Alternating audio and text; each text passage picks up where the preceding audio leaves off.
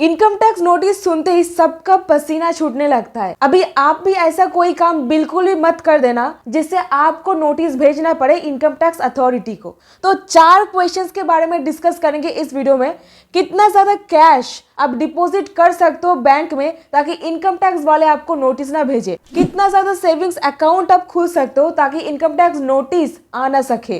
तीसरा, कितना ज्यादा पैसा फिक्स डिपॉजिट में रख सकते हो ताकि इनकम टैक्स वाले आपको नोटिस ना भेज सके।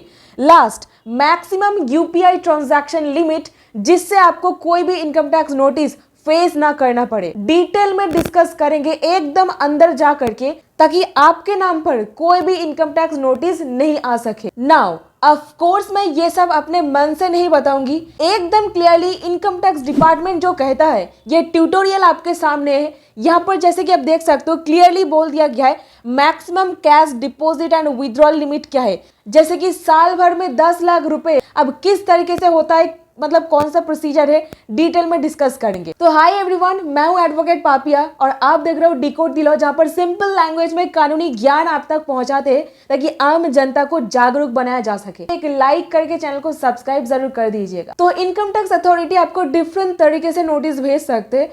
सबसे पहला क्वेश्चन, मैक्सिमम कैश आप कितना विथड्रॉ या फिर डिपॉजिट कर सकते हो ज्यादा से ज्यादा एक साल में। तो सबसे पहले देखिए, पूरे साल भर में कैश का जो लिमिट रखा गया है दैट इज 10 लाख रुपए। अभी देखिए, भरना है आपको 10 लाख, 20 लाख, 15 लाख, 30 लाख, कोई भी रकम आप भर सकते हो, बट आपके पास प्रॉपर सोर्स ऑफ इनकम जरूर होना चाहिए। तो सोर्स ऑफ मनी क्या है ये आपको जरूर बोलना पड़ेगा। आपके पास कोई भी जस्टिफिकेशन नहीं है मनी का सोर्स क्या है, देन आपको डेफिनेटली इनकम टैक्स का नोटिस आ सकता है। अभी ऐसा नहीं है कि 10 लाख आप आज ही जा करके भर दे रहे हो। सपोज आज आप भर रहे हो 50,000, कल आप भर रहे हो 30,000, अगले महीने आप जा करके भरे 80,000, ये सभी रकम को मिला करके अब साल में 10 लाख भर रहे हो तो कोई दिक्कत वाली बात नहीं है। अब जरूर ये काम कर सकते हो, ठीक है ना।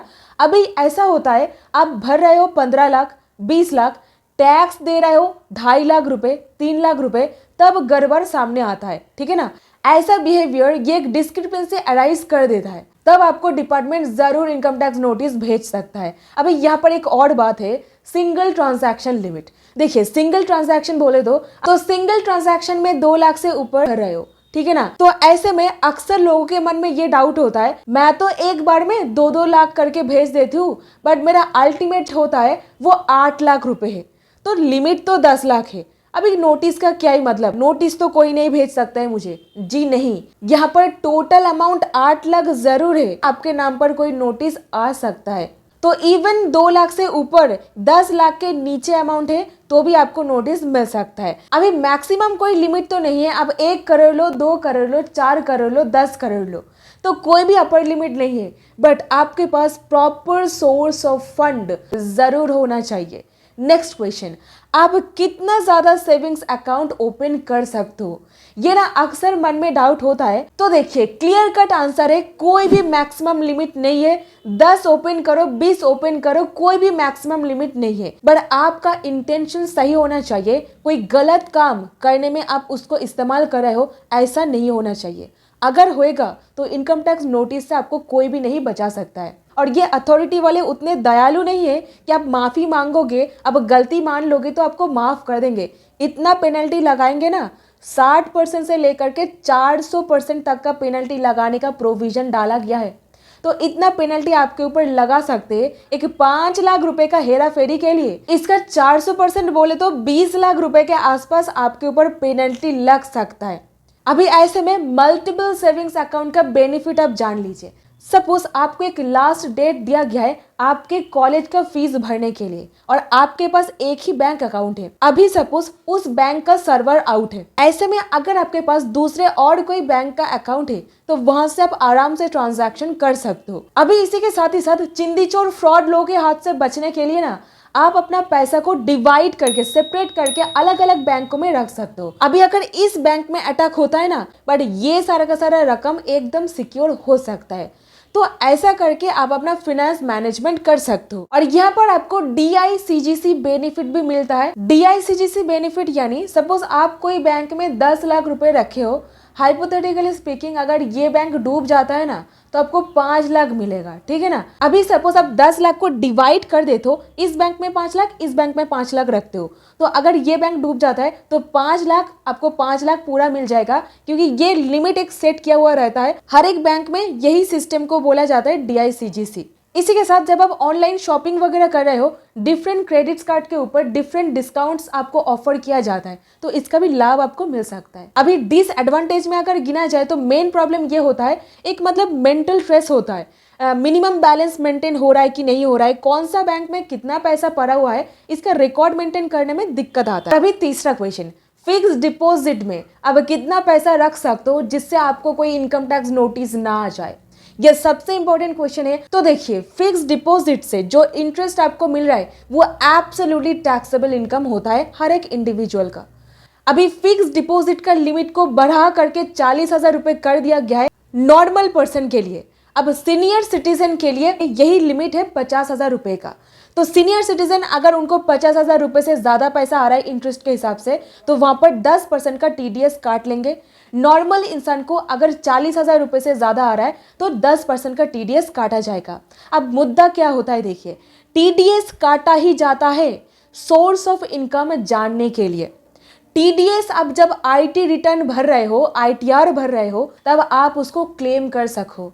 अब सीनियर सिटीजन जो डिडक्शन क्लेम कर रहे हैं उनको उनके ITR इनकम टैक्स रिटर्न में इसको शो करना पड़ता है। इनकम फ्रॉम अदर सोर्सेस इस पर्टिकुलर हेड में मेंशन करना पड़ता है एंड डिडक्शन क्लेम करना पड़ता है under section 80 TTB of the income tax act. अभी जो डिपोजिटर है वो चूज करते हैं वो कब उनके इंटरेस्ट इनकम को दिखाना चाहेंगे, जो साल में ये एक्रू हो रहा है वहां पर या फिर रिसिप्ट इन द ITR पर। अगर इंटरेस्ट इनकम जो साल में आपको मिल रहा है वही साल में ITR पर दिखा दे रहे हो, ये आपके लिए बेनिफिशियल हो सकता है अगर वो इंटरेस्ट इनकम आपको लोअर टैक्स ब्रैकेट में रखता है तो। अभी सबसे इंपॉर्टेंट पॉइंट, मिसमैच यहाँ पर देखा जा सकता है फॉर्म नंबर 26 AS पर, जहां पर आपका TDS डिटेल्स रहता है ITR के साथ। अगर इंटरेस्ट थ्रेशोल्ड से एक्सीड कर जाता है तो टैक्स पेयर्स कैरी फॉरवर्ड कर सकते हैं TDS को एंड फाइल एक्सप्लेनेशन को if there is any mismatch. अभी यहाँ पर बात करते हैं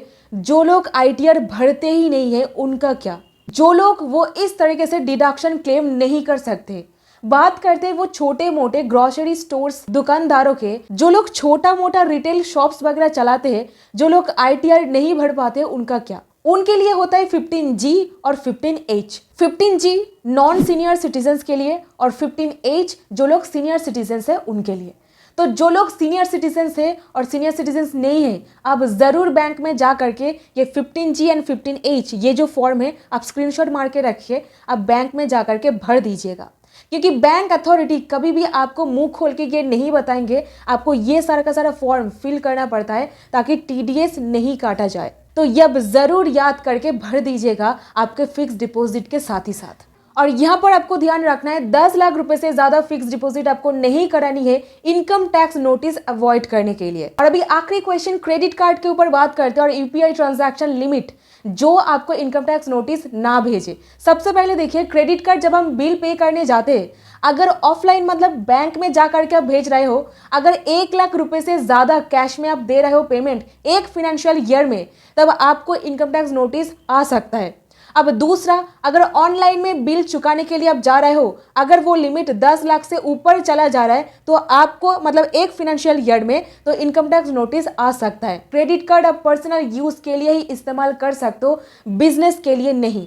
अभी UPI ट्रांजैक्शन, UPI आजकल कौन नहीं इस्तेमाल कर रहे हैं और यहीं पर लोग सबसे बड़ा गलती कर देते हैं, वो है UPI के थ्रू आप जितना चाहे उतना पैसा ले सकते हो। 10 लाख लो, 20 लाख लो, 50 लाख लो, जितना ज्यादा मर्जी उतना ज्यादा लो, क्योंकि बाद में जा करके आप उससे कोई और भी प्रोडक्ट खरीदने वाले हो, है ना, तो खर्च तो आपको करना ही करना है। अब गलती ये होता है, बिजनेसमैन अपने सेविंग्स अकाउंट में ये सारा का सारा पैसा लेते हैं, उनको पता ही नहीं होता है उनको करेंट अकाउंट में पैसा लेना होता है।